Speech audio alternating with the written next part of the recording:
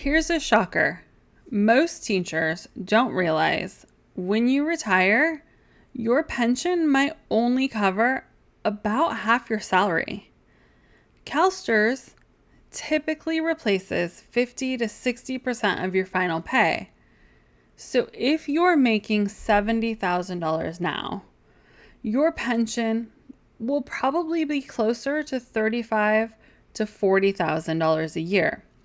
That's a big gap to fill.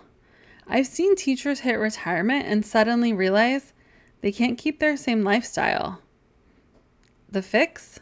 Start saving in a supplemental account, a 403b, a 457b, or a Roth IRA, as early as possible.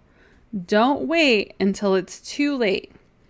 Even $50 a month now can make a massive difference when you go to retire. I'm Rosie from Rosie's Financial Adventures. Follow for more ways to retire smarter.